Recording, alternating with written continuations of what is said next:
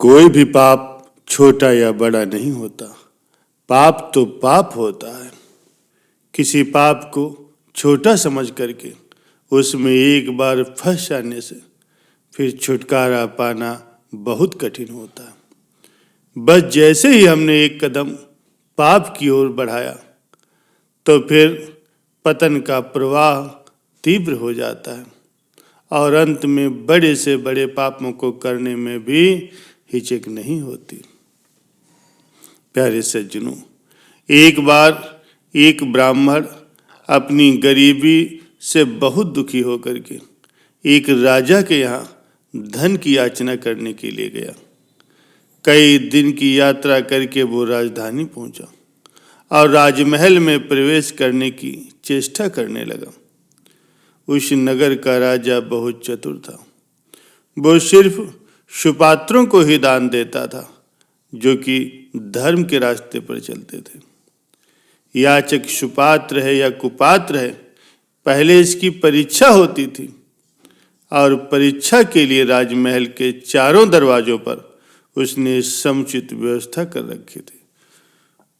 उस ब्राह्मण ने महल के पहले दरवाजे से प्रवेश किया ही था कि सामने से एक वेश्या निकल करके आई। उसने राजमहल में प्रवेश करने का उस ब्राह्मण से कारण पूछा।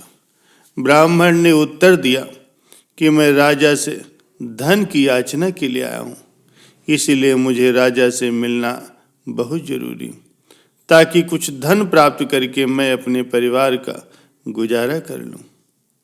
वेश्या ने कहा, महोदय, आप राजा के पास धन मांगने के लिए जरूर जाइए, पर इस दरवाजे पर तो मेरा अधिकार है।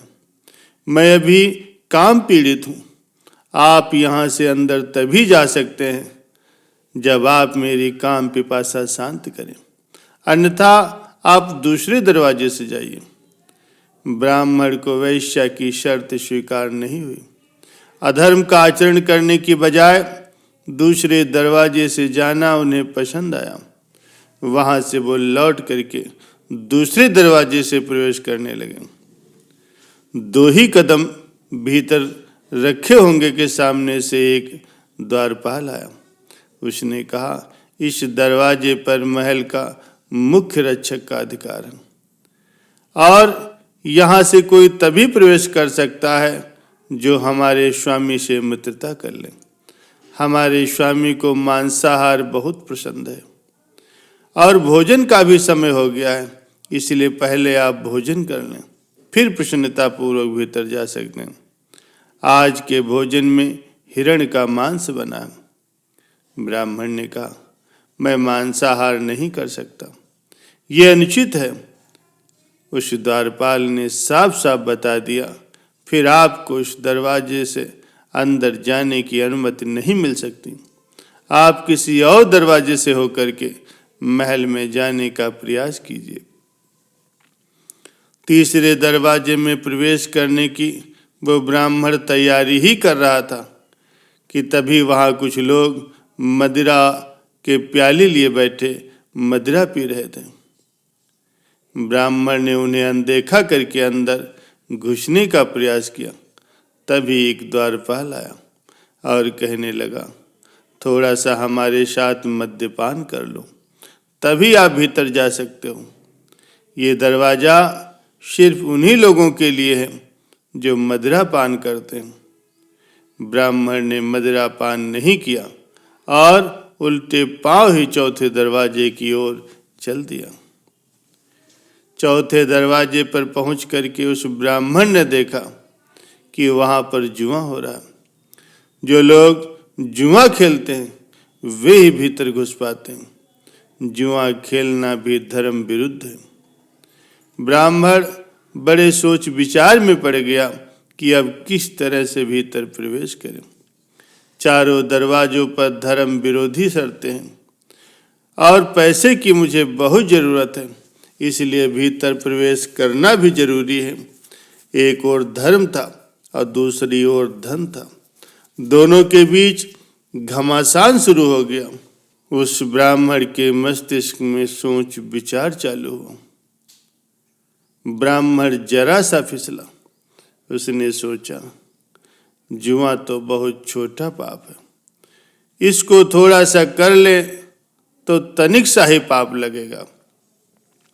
मेरे पास 1 रुपया बचा है, क्यों न मैं इससे ही जुआ खेल लूं और भीतर प्रवेश करने का अधिकारी हो जाऊं। विचारों को विश्वास रूप में बदलते देर न लगी। ब्राह्मण जुआ खेलने लगा।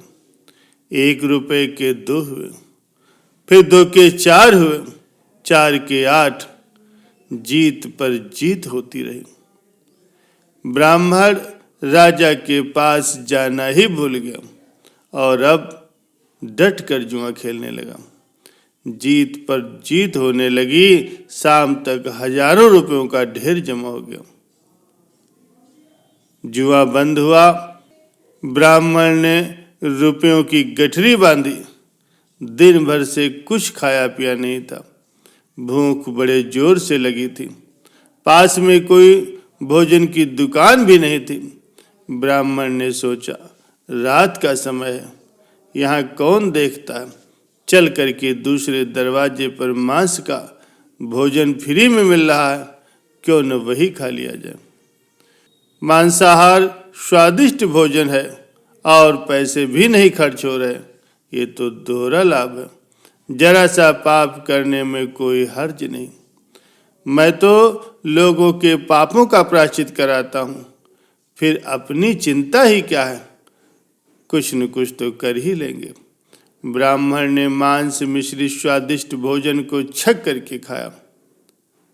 प्यारे सज्जनों, अस्वाभाविक भोजन को पचाने के लिए अस्वाभाविक पाचक पदार्थों की जरूरत होती है। तामसी विकृत भोजन करने वाले अक्सर ही पान, बीड़ी, शराब, गुटखा आदि का सेवन करते हैं। उस ब्राह्मण ने कभी मांस तो खाया नहीं था, इसीलिए पेट में जाकर के मांस ने अपना कर्तव्य दिखाया। अब उन्हें मद्यपान की आवश्यकता महसूस हुई। आगे के दरवाजे की ओर चल दिए और वहां मदिरा की कई प्यालियां चढ़ाई। अब वो 3 प्रकार के नशे में हो गए। धन काफी था और साथ में धन का नशा, मांसाहार का नशा और मदिरा भी आ गई थी। कंचन के बाद कुछ और का, शुरा के बाद सुंदरी का ध्यान आना स्वाभाविक है।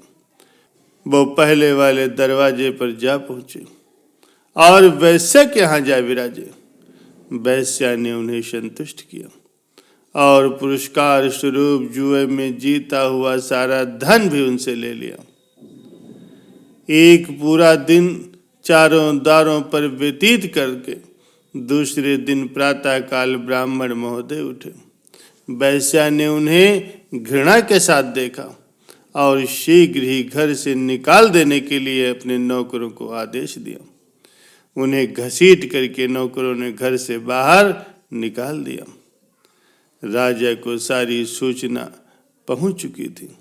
ब्राह्मण फिर चारों दरवाजों पर गया और सब जगह खुद ही कहा कि वो शर्तें पूरी करने को तैयार है, प्रवेश करने दो।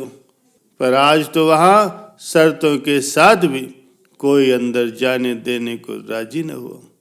सब जगह से उसे ठुकराया गया। ब्राह्मण को न तो माया मिली न राम मिले। जरा सा पाप करने में कोई बड़ी हानि नहीं, यही समझने की भूल में उसने धर्म और अपना धन दोनों गंवा दिए। प्यारे सज्जनों, जरा विचार करके देखिए, कहीं ऐसी गलतियां हम भी तो नहीं कर रहे। किसी पाप को छोटा समझ करके उसमें एक बार फंस जाने से फिर छुटकारा मिलना बहुत कठिन हो जाता। बस जैसे ही हमने एक कदम नीचे की ओर गिरने के लिए बढ़ाया, फिर पतन का प्रवाह शुरू हो जाता और अंत में बड़े से बड़े पाप करने में भी व्यक्ति को कोई हिचक नहीं होती। छोटे पापों से भी वैसे ही बचना चाहिए जैसे कि अग्नि की छोटी चिंगारी से लोग सावधान रहते हैं। सम्राटों के सम्राट अर्थात परमात्मा के दरबार में पहुंच करके सुख आनंद रूपी अनंत धन की याचना करने के लिए ब्राह्मण रूपी जीव भगवान के द्वार पर जाता है और प्रवेश द्वार पर ही काम, क्रोध, लोभ, मोह और अहंकार रूपी पहरेदार बैठे। वे जीव को तरह तरह से बहकाते हैं, अपनी ओर आकर्षित करते हैं। यदि जीव उनमें फंस गया तो पूर्व जन्मों के पुण्य रूपी जो उसकी कमाई थी वो भी हार जाता है। जैसे कि ब्राह्मण अपने घर से 1 रुपया लेकर के आया था वो भी दे बैठा। जीवन इन्हीं पाप जंजालों में व्यतीत हो जाता है और अंत में फिर वैश्या रूपी ममता के द्वार से दुत्कार दिया जाता है और जीव रोता पीटता इस संसार से विदा होता है।